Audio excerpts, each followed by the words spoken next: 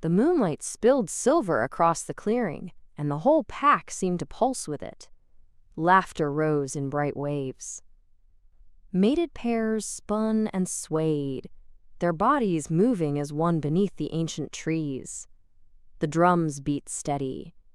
The fire crackled warm. Ara stood at the edge of it all, her arms wrapped loosely around herself.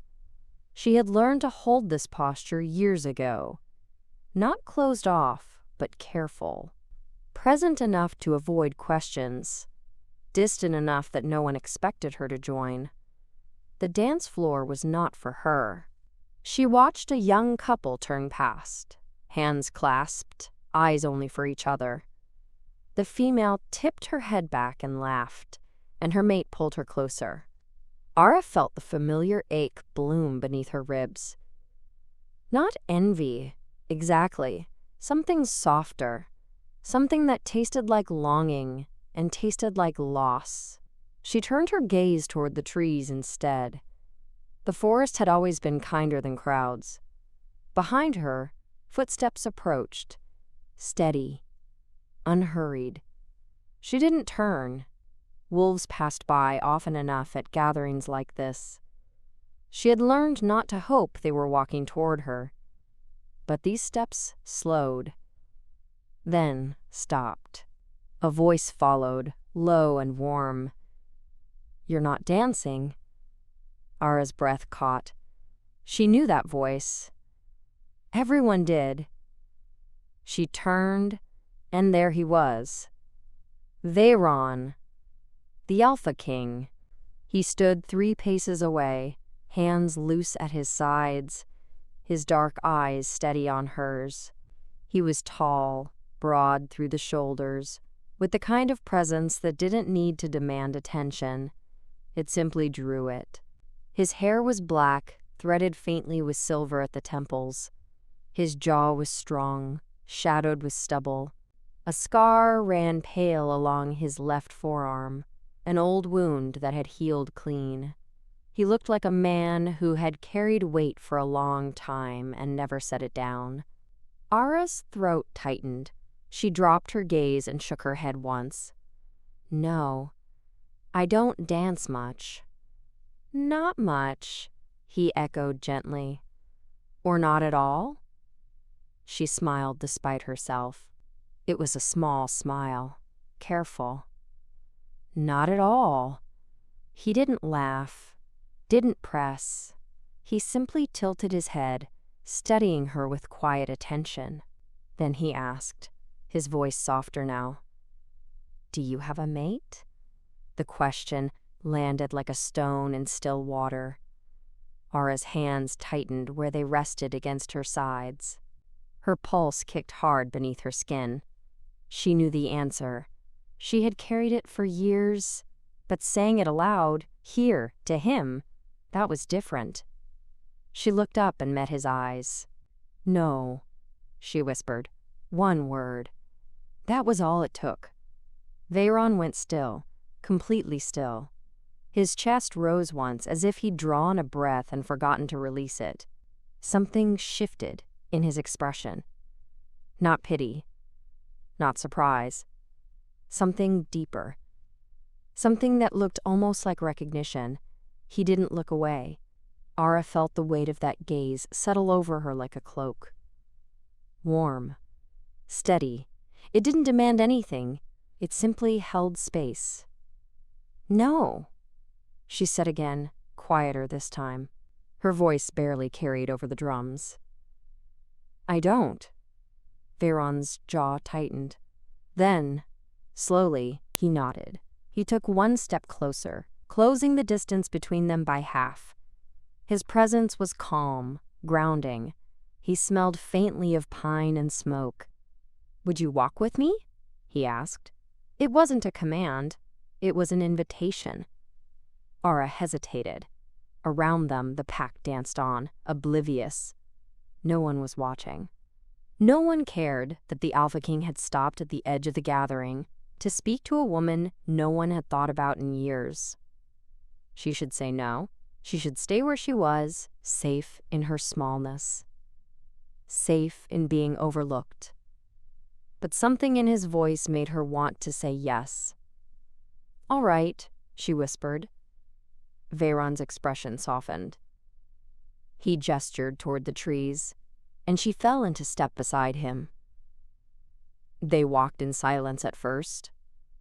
The sound of the gathering faded behind them, swallowed by the forest.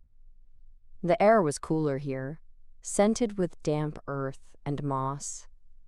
Moonlight filtered through the branches in pale threads. Era kept her arms close, her steps quiet. She didn't know what to say, didn't know why he had asked her to walk, didn't know what he expected. But Veyron didn't seem to expect anything. He simply walked beside her, steady and unhurried, as if there was nowhere else he needed to be. Finally, he spoke. "How long?" he asked gently. Ara glanced at him. His eyes were fixed ahead, his expression thoughtful. Not pushing, just asking. "How long have I been alone?" she clarified. He nodded. She looked down at the path beneath her feet. Roots twisted through the dirt like old scars. 5 years, she said quietly. Maybe 6 now. Veyron was silent for a moment. Then he said, "That's a long time." "It is," she agreed. "Was it your choice?" The question was careful, kind. But it still cut. Ara shook her head slowly. "No. I was chosen once. But he changed his mind." Veyron stopped walking. She felt him turn toward her, and she stopped too, reluctantly lifting her gaze to meet his. His eyes were dark and warm and full of something she couldn't name. "He was a fool," Veyron said quietly. Ara blinked. Heat prickled at the corners of her eyes, unexpected.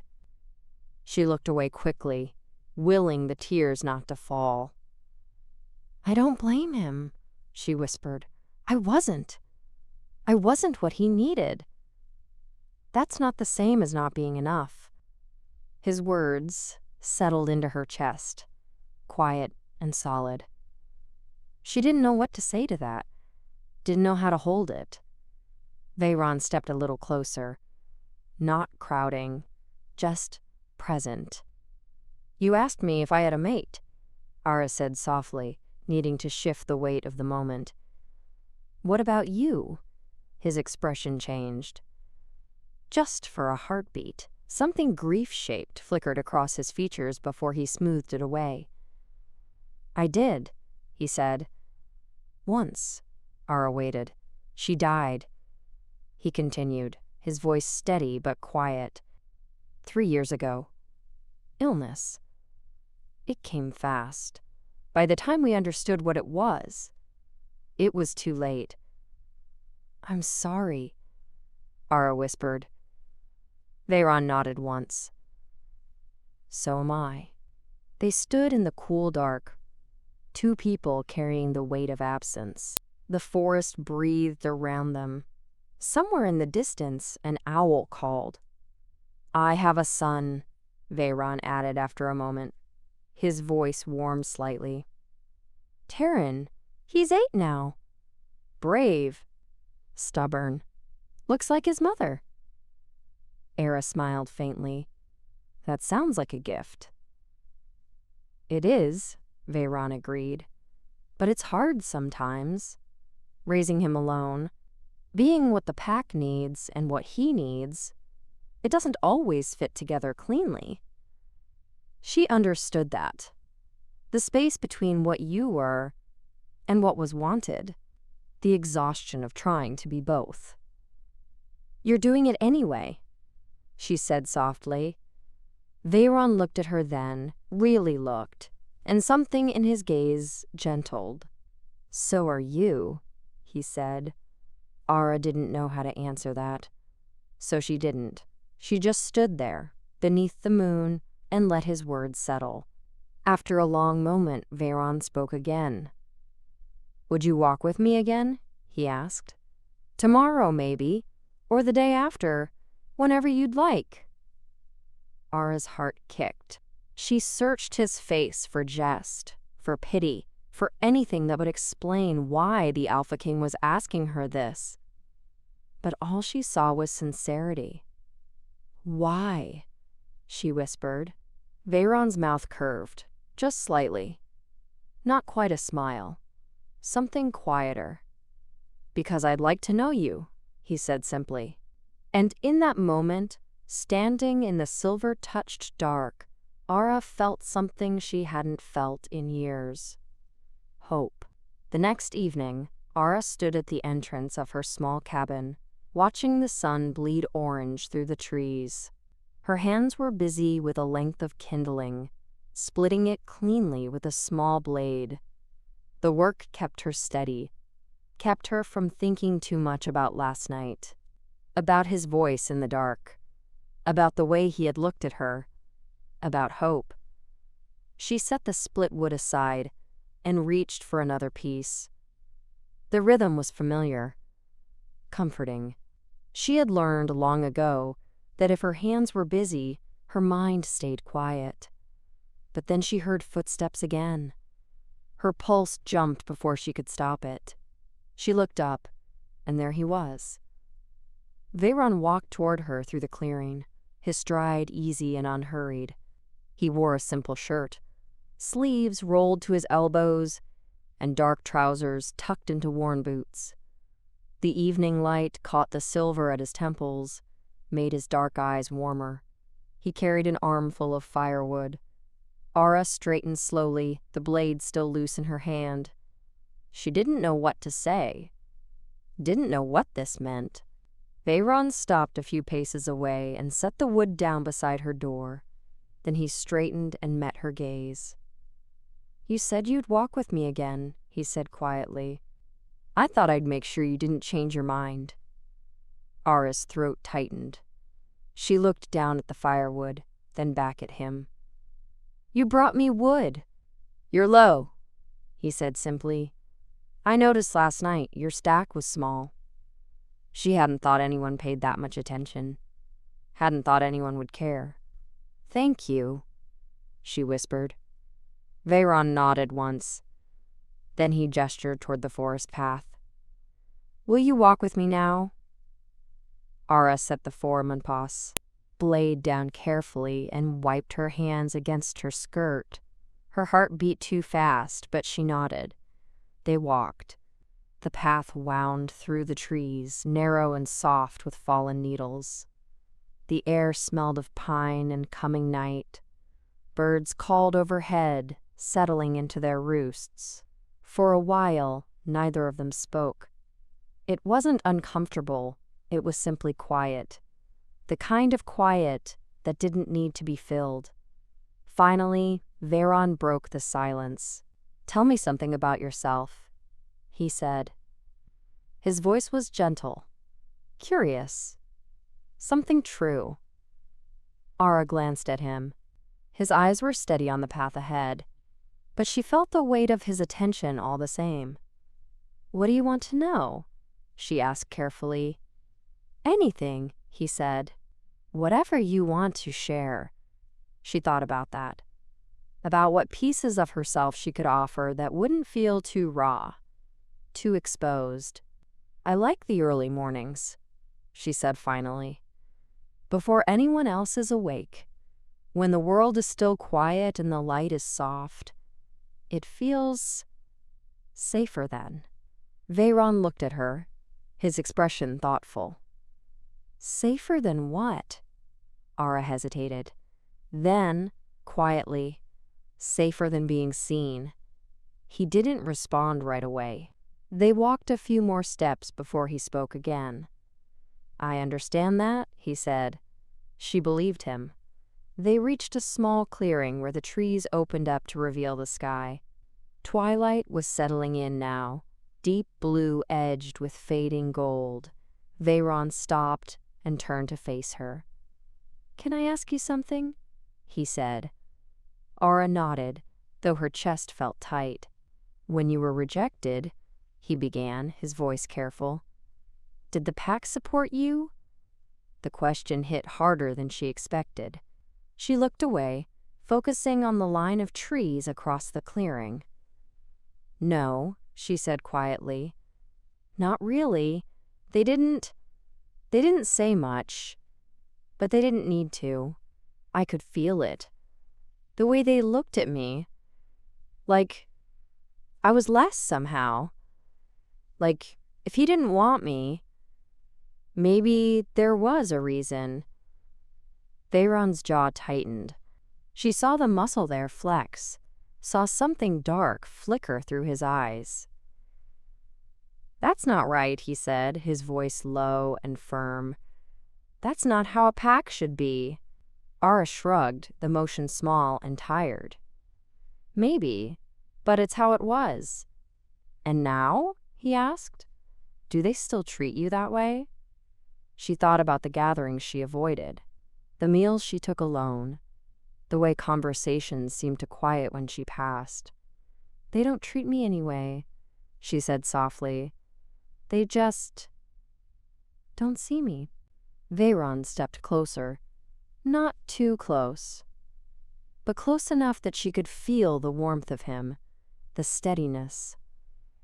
"I see you," he said. Aura's breath caught. She looked up, and his eyes were right there, dark and certain and full of something she was afraid to name. "Why?" she whispered. "Why do you care?" Veyron was quiet for a moment. Then he said, "Because I know what it's like to carry loss, to feel like you're walking through the world, but not really part of it anymore. I see that in you, and I don't think you should have to carry it alone." Tears pricked at the corners of her eyes. She blinked them back, hard. "I've been alone a long time," she said. Her voice shook just slightly. "I don't know how to be anything else anymore." "You don't have to figure it out all at once," Veyron said gently. "Just let me walk beside you. That's all I'm asking." Aura studied his face. The lines of grief etched faintly around his eyes, the quiet strength in the set of his shoulders. He wasn't offering her pity. He wasn't offering her rescue. He was offering her companionship. "All right," she whispered. Veyron's expression softened. Something like relief flickered across his features. "Good," he said quietly. They stood there in the clearing as the last of the light faded. The stars were beginning to show, faint and scattered across the deepening sky. "Will you tell me about Taryn?" Aura asked after a moment. "Your son." Veyron's face changed. The grief receded, replaced by something warmer, something that looked like love. "He's everything," Veyron said simply. "Stubborn as hell, refuses to go to bed on time, asks 100 questions about everything. He's got his mother's laugh. Her eyes, too, brown, with gold in the center when the light hits them right." Aura smiled faintly. "He sounds wonderful." "He is," Veyron agreed. "But he's lonely sometimes. He doesn't say it, but I see it. He misses having someone else, not just me." "He misses his mother," Aura said softly. Veyron nodded. "Every day." They were quiet again. The forest settled around them, soft and dark. "I'd like to meet him," Aura said. The words surprised her even as she spoke them. If that would be all right." Veyron looked at her, and something in his gaze warmed. "I'd like that too." Aura's chest tightened. She didn't know what she was stepping into, didn't know if this was wise or foolish or somewhere in between. But she knew she didn't want to walk away. Not yet. Come to the main hall tomorrow, Veyron said, for the evening meal. Sit with us. Ara's pulse kicked. People will notice. Let them, Veyron said simply. She searched his face for doubt, for hesitation, but all she saw was certainty. All right, she whispered. Veyron smiled then, a real smile. Small, but genuine. It changed his whole face, made him look younger, less burdened. Good, he said again. They walked back through the darkening forest side by side, and when they reached her cabin, Veyron paused at the edge of the clearing. Thank you, he said quietly, for trusting me. Ara didn't know how to tell him that trust wasn't something she gave easily anymore, that she was terrified, and hopeful in equal measure.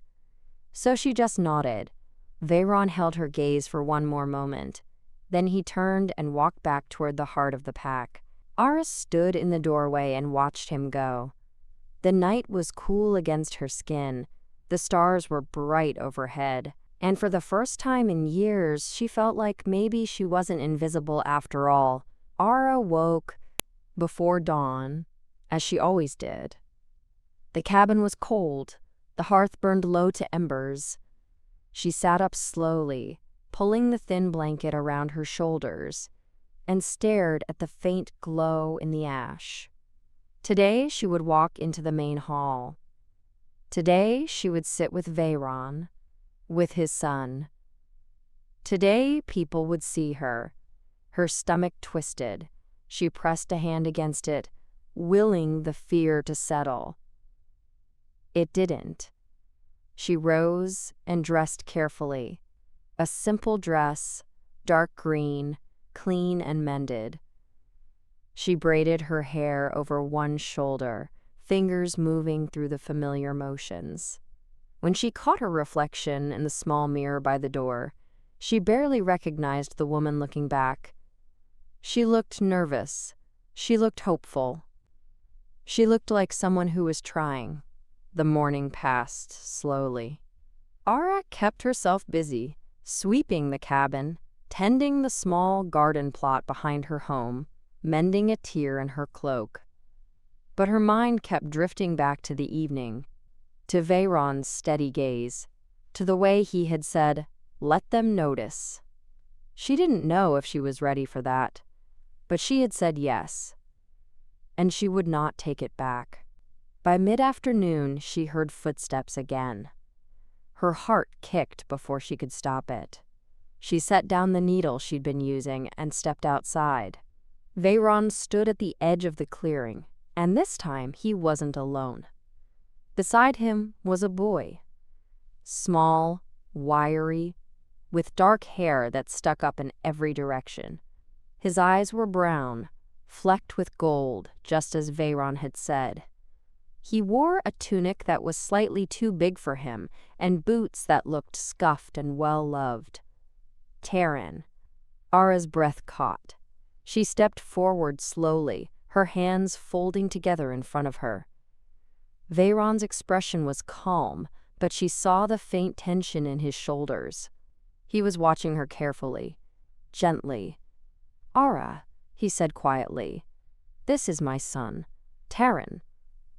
The boy looked up at her with open curiosity. No suspicion, no judgment, just interest. "Hello," Ara said softly. "Hi," Taran replied. His voice was bright, a little loud. "Papa says you're coming to dinner tonight." "I am," Ara said, her throat tight. "Good," Taran said simply. "We don't have guests much. It's usually just us." Veyron's mouth curved slightly. He rested a hand on his son's shoulder. "Taran wanted to meet you before tonight. I hope that's all right." Ara nodded quickly. Of course it is." Taran stepped a little closer, tilting his head. "Do you live here by yourself?" "I do," Ara said. "Isn't it lonely?" The question was innocent, honest, but it still cut. "Sometimes," Ara admitted. Taryn frowned thoughtfully. Then he said, Papa gets lonely too, I can tell. Veyron's hand tightened slightly on his son's shoulder, but he didn't correct him, didn't tell him not to say such things. Ara's chest ached. She looked at Veyron, and his eyes were soft, a little rueful. He's not wrong, Veyron said quietly. Taryn grinned suddenly, as if the weight of the conversation had already lifted. Papa brought you firewood yesterday. Did you see? He made me help carry it. Ara smiled despite herself. I did see. Thank you. Both of you. You're welcome, Taryn said brightly. Then, without warning, he asked, Do you like stories? Ara blinked. Yes, I do. Good, Taryn said, because I know a lot of them. Mama used to tell them to me. Now Papa does, but he's not as good at the voices. Veyron's expression softened, pain and affection tangled together. I do my best. You do fine, Taryn said generously. Then he looked back at Ara. Maybe you could tell me a story sometime, if you know any good ones. Ara's throat tightened. She nodded slowly. I'd like that. Taryn beamed. Then, just as quickly his attention shifted, he tugged on Veyron's sleeve. Can I go play by the creek? Just for a little while? Veyron hesitated, then nodded. Stay where I can hear you. I will, Taryn promised. He turned and darted off into the trees, his energy boundless. Silence settled over the clearing. Ara watched the boy disappear into the forest, then looked back at Veyron. He's wonderful, she said softly. Veyron's expression warmed. He is. He's also relentless. I hope he didn't overwhelm you. He didn't, Ara said quickly. He's easy to be around. Veyron stepped a little closer. His voice dropped, quieter now. He liked you. I could tell. Ara's pulse kicked. How could you tell?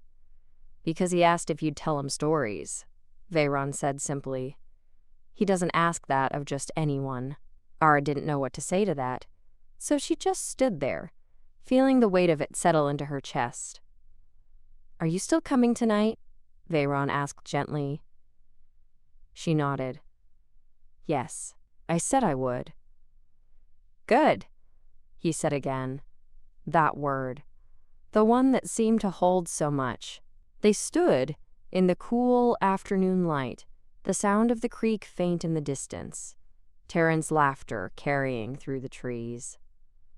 People will talk, Ara said quietly, when they see me with you, with him. I know, Veyron said. It won't be kind. I know that too. Ara looked up at him, searching his face. And you still want me to come? Veyron's gaze didn't waver. Yes. Why? She whispered. He was quiet for a moment. Then he said, Because I want you there. Because Taryn already likes you. And because I'm tired of pretending I don't care what people think, when the truth is, I just don't care what they think about this. Ara's breath hitched. Veyron, you don't have to be afraid, he said gently. Not of them, not tonight. I'm always afraid, she admitted. I know, he said. But you're coming anyway. That's what matters. She wanted to believe him, wanted to believe that showing up would be enough, that she wouldn't be measured and found wanting, that the pack wouldn't see her and remember all the reasons she'd been left behind. But Veyron was looking at her like she was worth the risk, and maybe that was enough to get her through the door. All right, she whispered. Veyron smiled, small and warm and real. Taryn came crashing back through the trees a moment later, breathless and grinning. Papa, there's a frog by the creek, a big one. Can we bring it home? No, Veyron said immediately. Why not? Because frogs belong by the creek, not in our house. Taryn pouted, but it didn't last long. He looked at Ara instead. Are you really coming to dinner?" "I am," Ara said. "Good," Terran said, echoing his father. Then he grabbed Veyron's hand and tugged. "Come on, I want to show you the frog before it hops away." Veyron glanced at Ara, his expression somewhere between amused and apologetic. "I'll see you tonight," Ara nodded. "Tonight." She watched them go, father and son, Terran chattering the whole way. Veyron's hand rested easy on the boy's shoulder, steady and sure. And Ara stood alone in the clearing, her heart beating too fast, her hands trembling just slightly. Tonight she would walk into the main hall. Tonight she would sit beside the Alpha King. Tonight people would see her. And maybe, just maybe, she wouldn't be invisible anymore. The sun was sinking when Ara finally left her cabin. She had changed her dress twice, braided and rebraided her hair, and still felt unprepared. Her hands were cold despite the warmth of the evening. Her breath came shallow. But she walked anyway. The main hall stood at the center of the pack's territory, large and sturdy, built from timber and stone.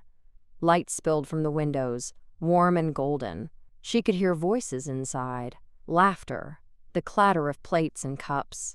She stopped at the door. Her heart hammered. Her throat felt tight. She could still turn back. No one had seen her yet. She could slip away into the trees and pretend she had never agreed to this. But then the door opened, and Veyron was there. He stood in the doorway, backlit by the fire inside, his eyes finding hers immediately.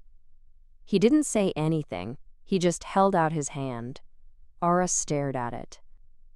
At the quiet invitation, the steady certainty. She took a breath, then another. And then she stepped forward and placed her hand in his. Veyron's fingers closed around hers, warm and firm.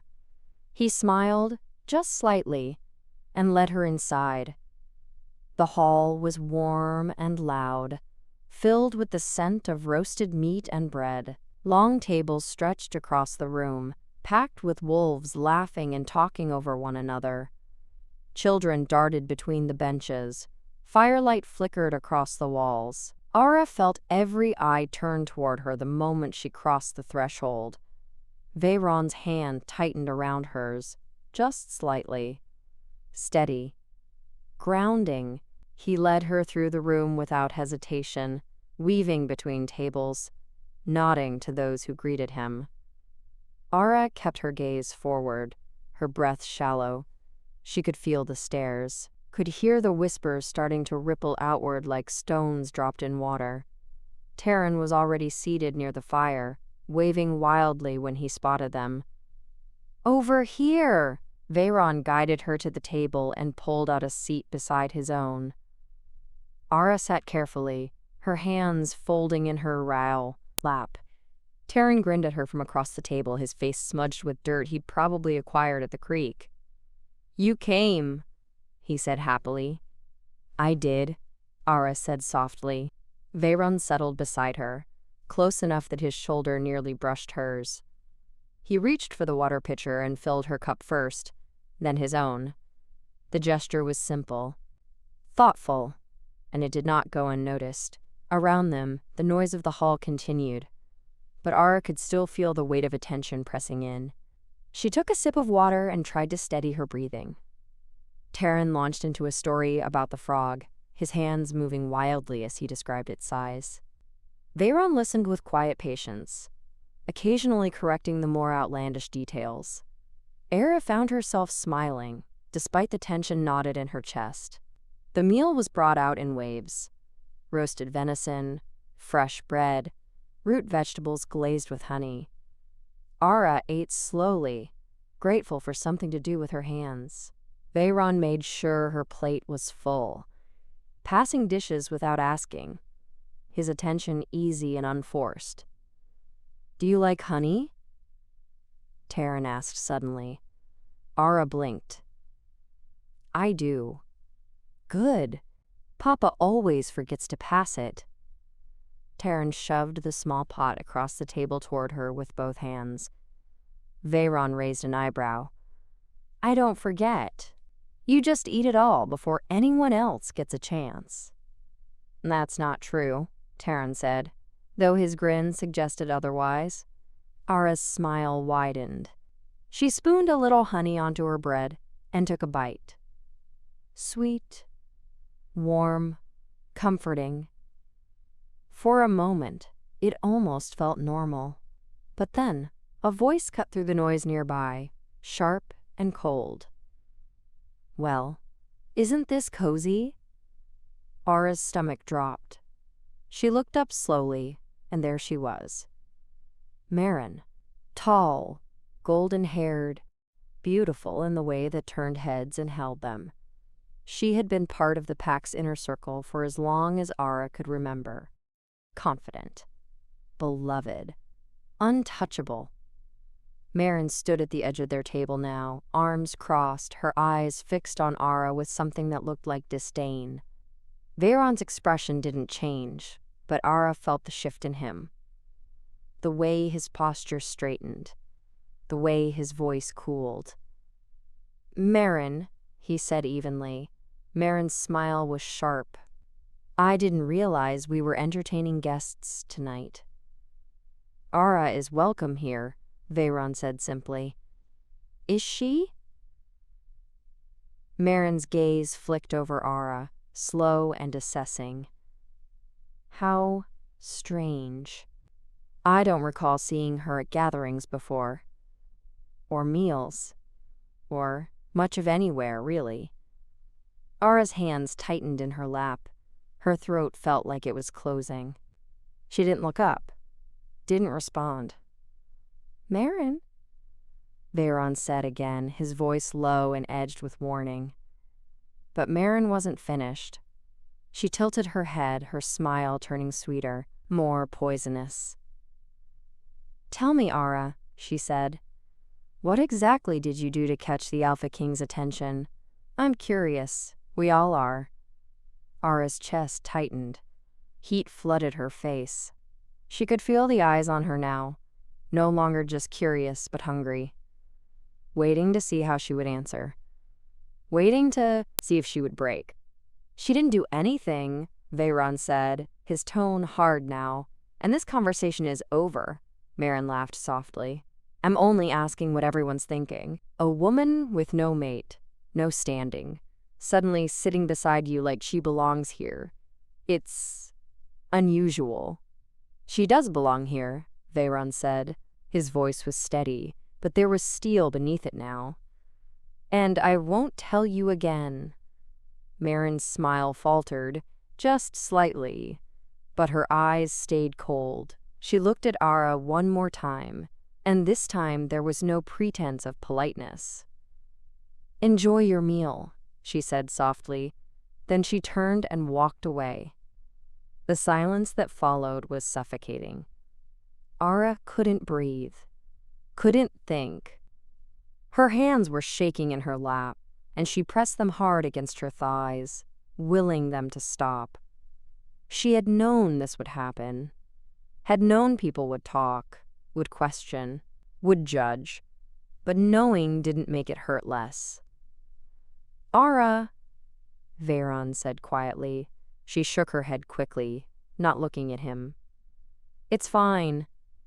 It's not fine. It is, she whispered. Her voice cracked. She's right. I don't belong here. I shouldn't have come. Stop, Veyron said, his voice firm but gentle.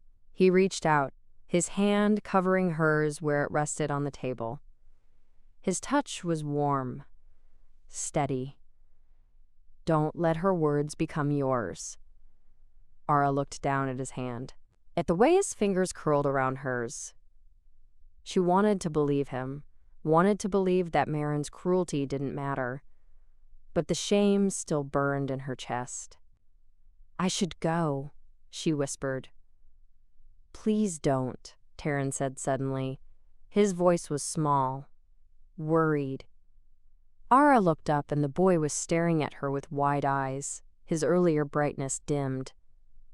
Did I do something wrong? Taryn asked. Is that why you want to leave? Ara's heart cracked. No, sweetheart. You didn't do anything wrong. Then why are you sad? She didn't know how to answer that. Didn't know how to explain to a child that sometimes the world was unkind for no reason at all. Veyron's hand tightened around hers. Ara, he said quietly, look at me. She did. Slowly. His eyes were dark and serious and full of something that looked like conviction. You don't have to run, he said. Not from her. Not from anyone. I'm not running, Ara whispered. I'm just trying not to make things worse. You're not making anything worse, Veyron said. You're here because I asked you to be. Because Taryn wanted you here. Because you belong at this table as much as anyone. Ara's throat tightened. Tears pricked at the corners of her eyes, and she blinked them back hard. She's right, though, Ara said, her voice barely audible. I don't have a mate. I don't have standing. I'm nobody. That's not true, Veyron said, his voice low and fierce. You're not nobody. Not to me. Not to him. He gestured toward Taryn, who was still watching her with worried eyes. And anyone who makes you feel that way doesn't deserve your time. Ara stared at him. At the Termeabud, certainty in his face. At the way he held her hand like he wasn't planning to let go. I don't know how to do this, she whispered. You don't have to know, Veyron said gently. You just have to stay. Ara closed her eyes, drew a shaky breath. She wanted to run, wanted to disappear back into the safety of being unseen. But Veyron was asking her to stay. And Taryn was looking at her like her leaving would hurt him, so she nodded. Just once. Okay, she whispered. I'll stay. Veyron's expression softened. Relief flickered across his features.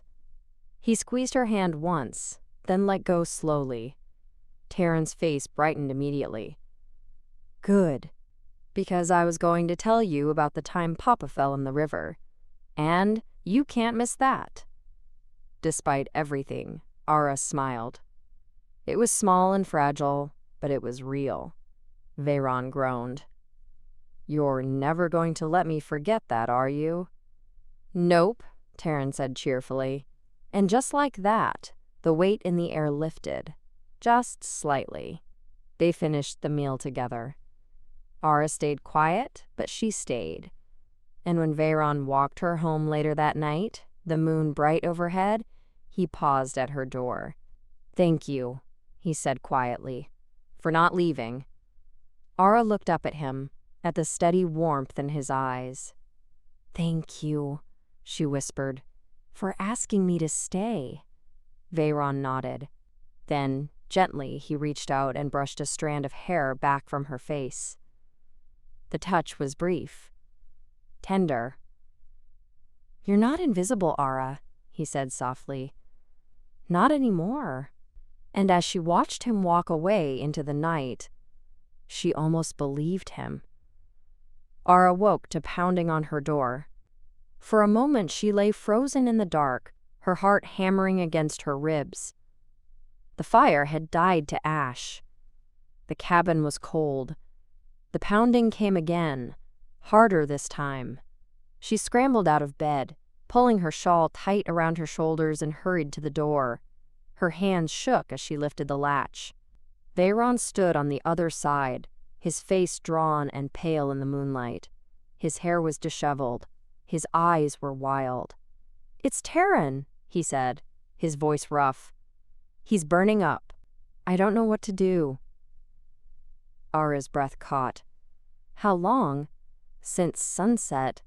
I thought it would pass. It hasn't. Veyron's hands flexed at his sides, helpless. Please. I don't know what I need. But I thought of you. Ara didn't hesitate. She grabbed her cloak from the hook by the door and stepped outside, pulling it around her shoulders as she moved. Take me to him. They ran. The forest blurred around them, dark and silent. Veyron's strides were long and desperate. Ara kept pace, her breath coming hard, her mind already turning over what she knew. Fever. Children. The herbs her mother had taught her to use before she'd passed. She prayed she remembered enough. They reached Veyron's home, larger than her cabin but still modest, tucked at the edge of the main compound.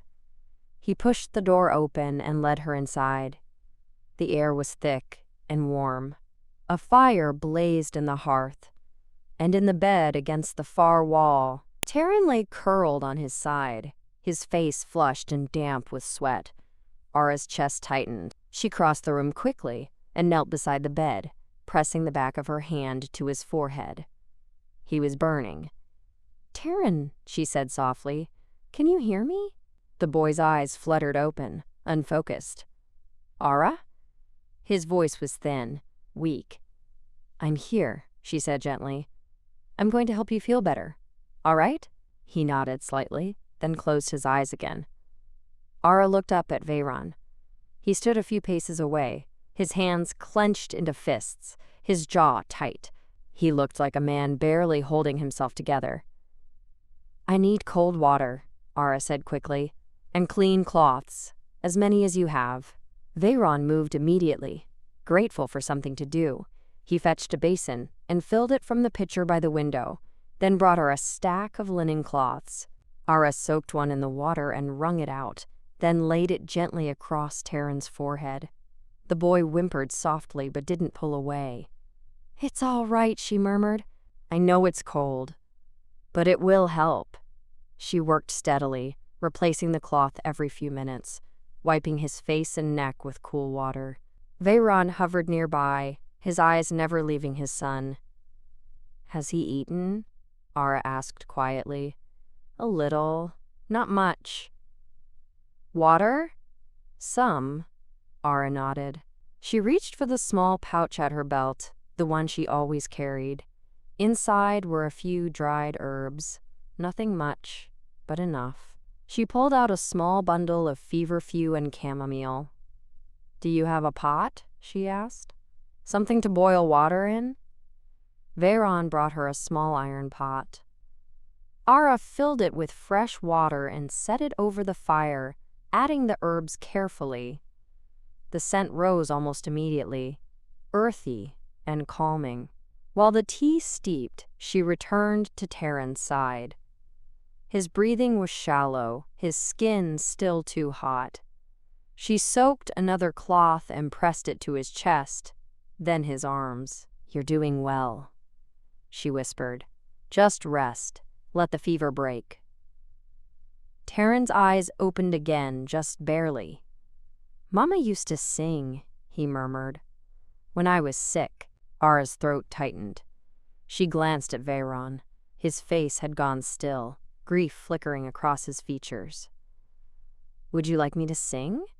Ara asked softly. Taran nodded. "Just a little." Ara took a breath. She didn't have a strong voice, didn't have her mother's gift for melody. But she remembered the lullabies, the ones her own mother had sung when the nights were long, and the world felt too big. So she sang. Quietly, gently. A song about moonlight and safety, and the promise of morning. Her voice wavered at first, but she kept going, letting the rhythm carry her. Taran's breathing began to slow. His body relaxed, just slightly, against the pillows. Veyron stood frozen by the fire, his eyes fixed on her. She could feel the weight of his gaze, but she didn't look up. She just kept singing. When the tea was ready, she poured a small cup and let it cool. Then she helped Taran sit up, supporting his back with one arm. "Just a few sips," she said softly. "It will help." Taran drank, slow and obedient, then lay back down. Ara pulled the blanket up around him and smoothed his damp hair back from his forehead. "Sleep now," she whispered. "I'll be right here." Taran's eyes closed. His breathing deepened. Ara stayed beside him, refreshing the cloths, checking his temperature, humming softly when he stirred. The hours passed in a slow, quiet rhythm. The fire crackled. The night pressed close outside the windows. Veyron sat in the chair by the hearth, elbows braced on his knees, his head bowed. He looked exhausted, hollowed out. "You should rest," Ara said quietly, not looking away from Taryn. "I can't," Veyron said, his voice rough. "Then at least sit closer. It will help him to know you're here." Veyron rose slowly and crossed the room. He pulled a stool close to the bed and sat, his hand reaching out to rest on his son's leg. The touch was gentle, protective. They sat in silence for a long time. Finally, near dawn, Taryn's fever broke. Ara felt it the moment she pressed her hand to his forehead again. The heat had receded. His skin was cooler, still warm, but no longer burning. She closed her eyes and let out a long, shaky breath. "It's breaking," she whispered. Veyron's head snapped up. "Are you sure?" "Yes." Ara opened her eyes and looked at him. Relief flooded through her, making her hands tremble. "He'll be all right?" Veyron's face crumpled. Just for a moment. Then he pressed both hands over his mouth and breathed hard, his shoulders shaking. Ara looked away, giving him the privacy of his relief. She wiped Taryn's face one more time, then rose quietly and moved toward the hearth to give Veyron space. But his hand shot out and caught hers. She stopped, looked down. Veyron was still sitting, his head bowed, but his fingers were wrapped around hers, holding tight. "Thank you," he whispered. His voice broke. "I didn't know what to do. I thought I was going to lose him." "You didn't," Ara said softly. "He's strong. He'll recover." "Because of you," Ara shook her head. "Because of time and care and luck." "No." Veyron looked up at her then, and his eyes were red-rimmed but fierce. "Because of you." Ara's chest tightened. She didn't know what to say, didn't know how to hold the weight of his gratitude without breaking beneath it, so she just squeezed his hand. Once. Gently. "I'll stay," she said quietly. "Until you're sure he's all right." Veyron nodded. His grip loosened, but he didn't let go. Not completely. They stayed like that as the sky began to lighten outside the window. Taryn slept peacefully now, his breathing steady and calm.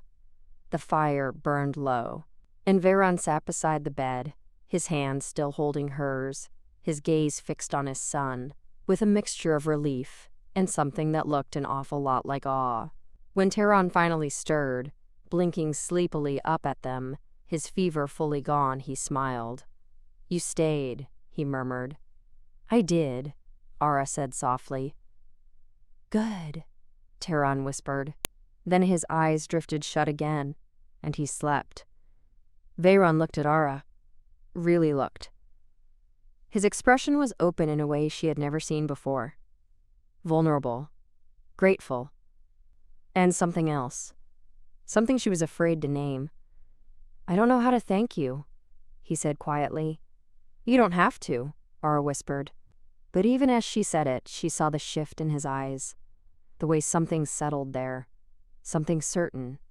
Veyron reached up slowly and brushed a loose strand of hair back from her face, his touch feather-light.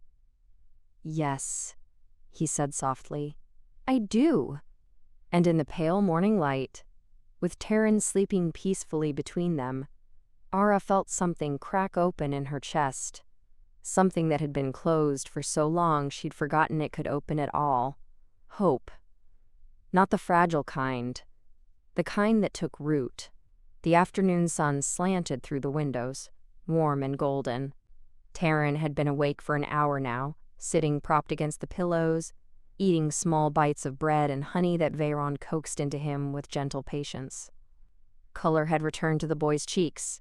His eyes were bright again, though still tired. Ara stood by the hearth, tidying the herbs and cloth she'd used through the night. Her movements were slow, careful. She was exhausted. Her body felt heavy, her mind fuzzy at the edges, but she didn't want to leave yet. Didn't want to step back into the world outside this quiet room. "Ara," Veyron said softly. She turned.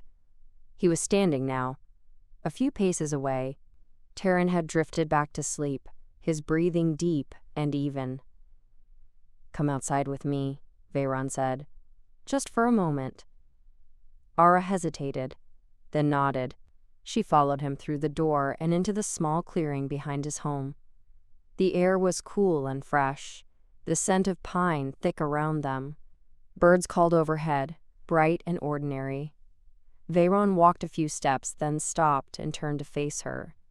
His expression was serious, open. Something vulnerable flickered in his eyes. "I need to tell you something," he said quietly. Ara's heart kicked. She folded her hands together, suddenly nervous. "All right." Veyron took a breath. Let it out slowly. "Last night," he began, "when Taryn was burning up and I didn't know what to do. The only person I could think of was you." Ara's throat tightened. She didn't speak, just waited. "Not because you're a healer," Veyron continued. "Not because I thought you owed me anything, but because I trust you. Because when I'm with you, I don't feel so alone anymore." Ara's breath hitched. She looked down, unable to hold his gaze. "I've been alone for 3 years," Veyron said, his voice steady but quiet. "I've done what I needed to do. Raised Taryn, led the pack, kept moving forward. But I haven't. I haven't let anyone in, haven't let myself feel anything beyond duty and grief." He stepped closer. Not too close. Just enough that she could feel the warmth of him, the steadiness. "And then I met you," he said, "and everything changed." Ara looked up slowly. His eyes were dark and certain, fixed on hers. "I'm not lonely when I'm with you," Veyron said. "I'm not just surviving. I'm living again. And so is Taryn. You saw how he looks at you, how he lights up when you're near. He hasn't done that since his mother died." Tears pricked at the corners of Ara's eyes. She blinked them back, but her voice still shook when she spoke. "Veyron, I want you in my life," he said, his voice low and fierce. "Not as a friend, not as someone I walk with in the evenings. I want you as my mate, if you'll have me." Ara's breath stopped. The world seemed to tilt around her. She stared at him, her heart hammering so hard, she thought it might break through her ribs. "You don't mean that," she whispered. "I do," Veyron said. "I've never been more certain of anything." "But Ara's voice cracked. She looked away, shame flooding through her. "I'm nobody. I was rejected, cast aside. I don't have anything to offer you." "That's not true," Veyron said firmly. He reached out and took her hand, his fingers warm and steady around hers. "You're kind. You're strong. You stayed with my son through the night when you didn't have to. You sang to him. You cared for him like he was your own." Ara shook her head, tears spilling over now. "That doesn't make me worthy of being your mate. People will talk. They already do. Marin was right. I don't belong at your side." "Marin was wrong," Veyron said, his voice hard. "And I don't care what people say. I care about you. About what I feel when I'm with you. About the way Taryn smiles when you're near. About the way I can finally breathe again after 3 years of drowning." Ara looked up at him, her vision blurred with tears. "I'm afraid," she whispered. "I'm so afraid of being rejected again. Of not being enough. Of letting you down." Veyron's expression softened. He lifted his free hand and gently wiped a tear from her cheek with his thumb. "You won't let me down," he said quietly. "You couldn't. Not if you tried." "You don't know that," Ara said, her voice breaking. "Yes," Veyron said. "I do." They stood in the afternoon light, the forest breathing around them. Ara's heart felt like it was being torn in two. Half of her wanted to believe him, wanted to step forward and say yes, and let herself hope. The other half was terrified, convinced she would ruin everything, that she would be found lacking and left behind again. "I need you to understand something," Veyron said, his voice gentle but firm. "I'm not asking you to be perfect. I'm not asking you to prove yourself. I'm asking you to let me love you. That's all." Ara's breath hitched. "What if I can't? What if I'm too broken?" "You're not broken," Veyron said. "You're just scared, and that's all right. So am I." She looked up at him, startled. "You?" "Of course," Veyron said. His mouth curved slightly, sad and honest. "I loved my mate. Losing her nearly destroyed me. The idea of letting someone in again, of risking that kind of pain, it terrifies me." Ara's chest ached. She squeezed his hand. "Then why are you asking me this?" "Because I think you're worth the risk," Veyron said simply. "Because when I'm with you, I remember what it feels like to be whole. And because I don't want to spend the rest of my life wondering what would have happened if I'd been brave enough to ask." Ara closed her eyes. Tears streamed down her face, hot and unbidden. She had spent so long believing she was unwanted, believing she had been rejected because she wasn't enough. And now Veyron was standing here, asking her to be his mate, telling her she was worth the risk. It felt impossible, too good to be real. But when she opened her eyes, he was still there, still looking at her with that steady, certain gaze, still holding her hand like he had no intention of letting go. "I don't know how to do this," she whispered. "I don't know how to be someone's mate. I've been alone so long." "Then we'll learn together," Veyron said gently. "You don't have to have all the answers. You just have to say yes." Ara looked at him, at the grief carved into the lines around his eyes, at the hope flickering there despite everything, at the strength and tenderness held together in one man. She thought of Taryn, sleeping peacefully inside, of the way he'd smiled when she sang, of the way he'd asked her to stay. She thought of the night she'd spent alone, invisible, convinced she would never belong anywhere again. And she thought of Veyron's hand in hers, warm and steady, offering her a place to stand. "I'm still afraid," she said quietly. "I know," Veyron said. "But will you say yes anyway?" Ara drew a shaky breath, let it out slowly, and then, in a voice barely louder than the wind through the trees, she whispered, "Yes." Veyron's face transformed. Relief and joy, and something deeper flooded through his expression all at once. He stepped closer, his free hand coming up to cradle her face gently. "You mean it?" "Yes," Ara said again, stronger this time. "I want to be your mate, if you'll have me." Veyron laughed, the sound soft and full of wonder. "If I'll have you? Ara, I've been trying to tell you for days that you're the only one I want." And then he kissed her, gentle and sure, his mouth warm against hers. Ara's eyes fluttered shut. She leaned into him, her hands coming up to rest against his chest.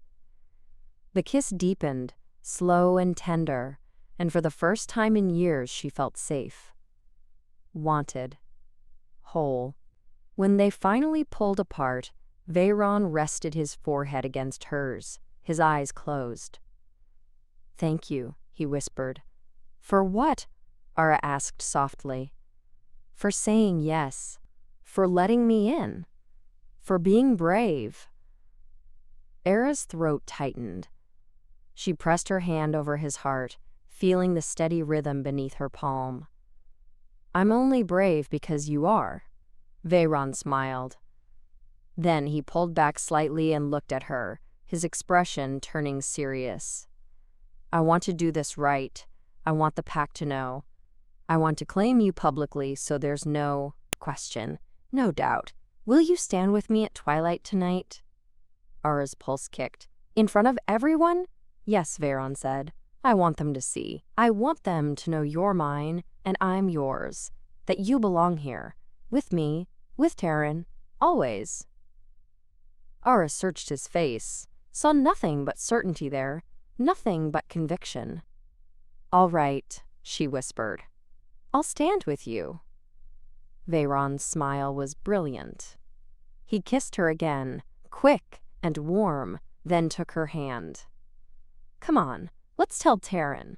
They walked back inside together. Taryn was awake now, sitting up and looking brighter than he had all morning. When he saw them enter, his face lit up. Did you tell her? He asked eagerly. Veyron laughed. How did you know? Because you've been looking at her like that for days, Taryn said matter-of-factly. Ara's cheeks flushed. Veyron just grinned. She said yes. Taryn whooped, then winced and pressed a hand to his head. Ow, still tired. Then rest, Veyron said, crossing to the bed and ruffling his son's hair gently. But yes, she said yes. Taryn beamed at Ara. Does that mean you're going to stay?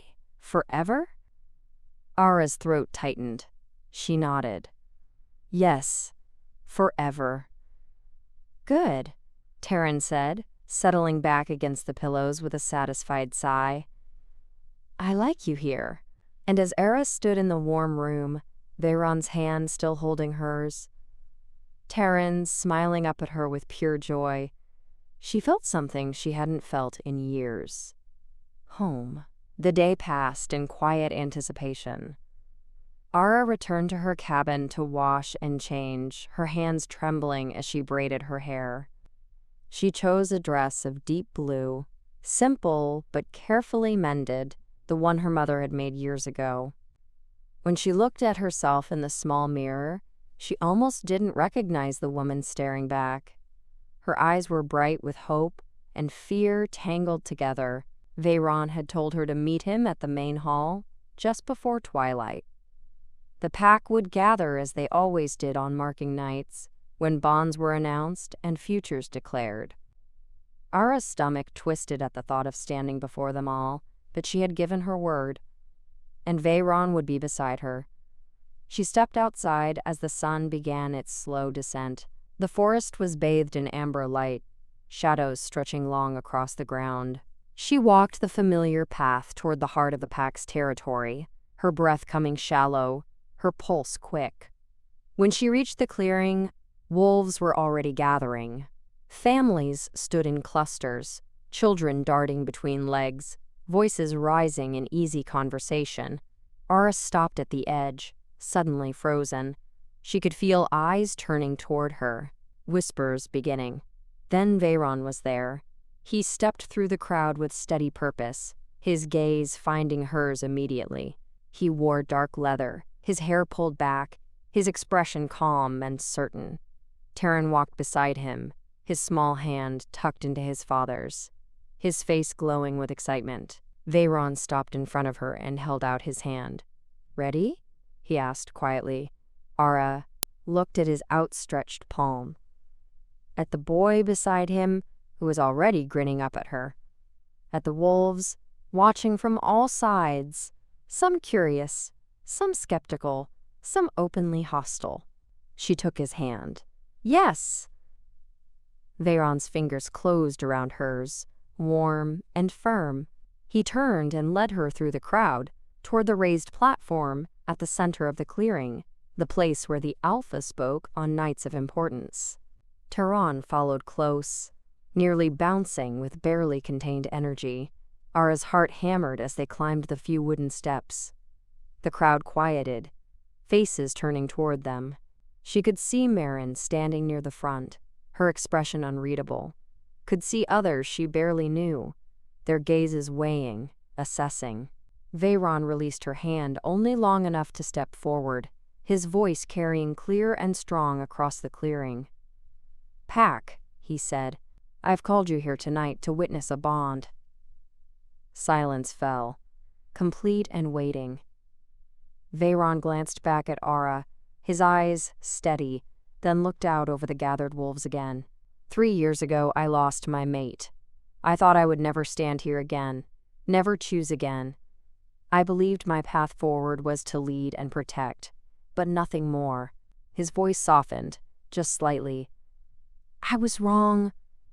Ara's breath caught. She could feel every eye on her now, the weight of attention almost suffocating. "This woman," Veyron continued, gesturing toward Ara, "has shown me that strength is not only found in leading, that courage is not only found in battle. She cared for my son when he needed her most. She stayed when others would have turned away. And she has reminded me what it means to hope again." He turned fully toward her then, his gaze locking with hers. "Ara, will you stand with me now before this pack and accept my claim as your mate?" Ara's throat tightened. Tears pricked her eyes, but she blinked them back. Her voice came out softer than she intended, but it was steady. "Yes." A murmur rippled through the crowd, some approving, some uncertain. Veyron stepped closer and took both her hands in his. His voice dropped, meant only for her now. "Then I claim you, before the moon and the pack and all who witness. You are mine, and I am yours, from this night forward." He leaned in and kissed her, slow and deliberate, his mouth warm and sure. Ara closed her eyes and let herself feel it, let herself believe it was real. When they pulled apart, Veyron turned back to the pack, his arm coming around her waist, holding her close. "Ara is my chosen mate. She stands under my protection and my name. Any who would question her place questions me." His tone was calm, but there was steel beneath it, a warning and a promise both. For a long moment, the crowd was silent. Then, from somewhere near the back, a voice called out, "The king has chosen. We honor his bond." Another voice joined, then another. The sound grew, rolling through the clearing like a wave. Not everyone. Ara could see that. Marin's face was tight, her arms crossed. A few others looked away, unconvinced. But most of the pack raised their voices, a chorus of acceptance and acknowledgement, and then they howled, long and loud, the sound rising into the twilight sky. Ara felt it vibrate through her chest, felt the power and unity of it wash over her. Taryn tugged on Veyron's sleeve, grinning wildly. "Can I howl too?" Veyron laughed, the sound bright and full. "Yes, go ahead." Taryn tipped his head back and howled, high and enthusiastic and slightly off-key. Ara couldn't help it. She smiled. Then she laughed, the sound breaking free despite the tears streaming down her face. Veyron pulled her closer, his hand cradling the back of her head, his lips brushing her temple. "You're mine now," he whispered. "No one can take that away." Ara nodded, unable to speak. She leaned into him, letting his warmth steady her. The pack began to disperse, moving toward the bonfire being lit at the far side of the clearing. Music started, drums and voices blending together, celebration rising into the cooling air. Veyron led Ara down from the platform, Taryn still bouncing beside them. A few wolves approached, offering congratulations. Some seemed genuine, some guarded. Ara accepted each with a quiet nod, her hand still held tightly in Veyron's. An older woman stepped forward, her silver hair braided over one shoulder, her eyes kind.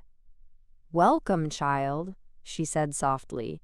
"The Alpha has chosen well." Ara's throat tightened. "Thank you." The woman smiled and moved on. They walked together toward the bonfire, the flames already crackling high. Taryn ran ahead, joining a cluster of children who welcomed him with shouts and laughter. Ara watched him go, warmth spreading through her chest.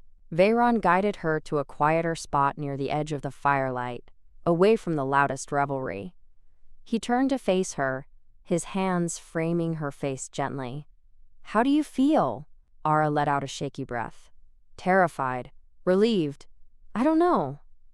"That sounds about right," Veyron said, his mouth curving. "Did you mean it?" Ara asked quietly. "Everything you said?" "Every word." Veyron's gaze was steady, unflinching. "You're my mate now. That's not something I say lightly. That's not something I'll ever take back." Ara's eyes filled again. She reached up and covered his hands with hers. "I never thought I'd have this. Never thought anyone would choose me." "Then it's a good thing I'm stubborn," Veyron said softly. Ara laughed through her tears. "Yes, it is." He kissed her again, slow and tender, the firelight warm around them. When they pulled apart, he rested his forehead against hers. "Come home with me tonight. You and Taryn and me. Let's start this right." Ara nodded. "Yes, I'd like that." They stood together as the fire burned bright and the pack celebrated around them. Taryn ran back eventually, breathless and grinning, and grabbed both their hands. "Can we go home now?" "I'm tired." Veyron chuckled. "Yes, let's go home." They walked through the forest. Together, the three of them, the moon rising silver above the trees. Taryn chattered between them, his voice bright and happy. Ara's hand was warm in Veyron's, his grip steady and sure. When they reached the cabin, Veyron pushed the door open and ushered them inside. The fire was still glowing in the hearth, casting soft light across the room. Taryn yawned and climbed into bed without argument, his eyes already half closed. Veyron tucked the blanket around him and kissed his forehead. "Sleep well." "Love you, Papa," Taryn mumbled. Then he looked at Ara. "Love you too." Ara's breath caught. She stepped closer and smoothed his hair back gently. "I love you too, sweetheart." Taryn smiled and closed his eyes. Veyron straightened and turned to Ara. He held out his hand again, and she took it. He led her to the chair by the fire and pulled her down beside him, his arm coming around her shoulders. They sat in the quiet warmth, the night settling around them. Ara leaned her head against his chest, listening to the steady rhythm of his heartbeat. "Thank you," she whispered. "For what?" Veyron asked. "For choosing me, for giving me a home." Veyron pressed a kiss to the top of her head. "You gave me one too." And as the fire burned low and Taryn slept peacefully nearby, Ara closed her eyes and let herself finally believe it. She was wanted. She was chosen. She belonged.